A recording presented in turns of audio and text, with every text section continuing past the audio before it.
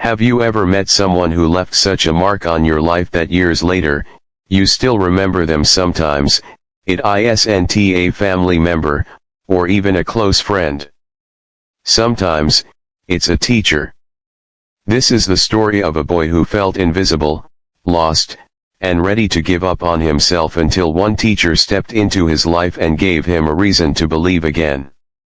And many years later, when life turned against that very teacher, the boy, now a man, came back to return the kindness in a way she never expected. When Michael was 12 years old, he hated school. Not because he didn't care, but because he felt he wasn't good enough. His grades were slipping, he sat in the back of the class hoping no one would notice him, and his classmates often laughed when he stuttered or got answers wrong. At home, things weren't much better. His father worked long hours, his mother was sick, and Michael often felt like a burden more than a blessing. But then came Mrs. Reynolds, his new English teacher. She noticed Michael right away. She saw the boy who hid his eyes whenever someone asked him to read. She saw the way his shoulders sank when papers were handed back with failing grades.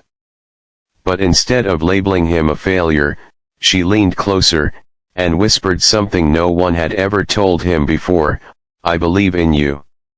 Week after week, Mrs. Reynolds stayed after school, helping him sound out words, teaching him how to write his thoughts on paper. She encouraged him to stand up in class and read, even if his voice shook. And slowly, Michael began to change. He started answering questions, writing short stories, and for the first time, he smiled when he saw his own work. By the end of the year, Mrs. Reynolds told him, "Michael, you are not just smart, you are strong. Don't ever forget that."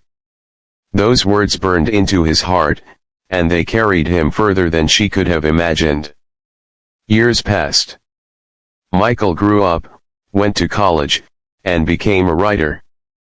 His books touched hearts across the country, but he never forgot the teacher who first told him his words mattered. And then, one ordinary morning, while reading the newspaper, Michael saw a small article that made his heart sink. It said Mrs. Reynolds, now retired and widowed, was struggling. She had lost her husband, her savings had run thin, and she was working nights at a small cafe just to survive. Michael didn't hesitate. That very evening, he walked into the cafe. And there she was, older now, with tired eyes, but still carrying that same gentle smile. At first, she didn't recognize him.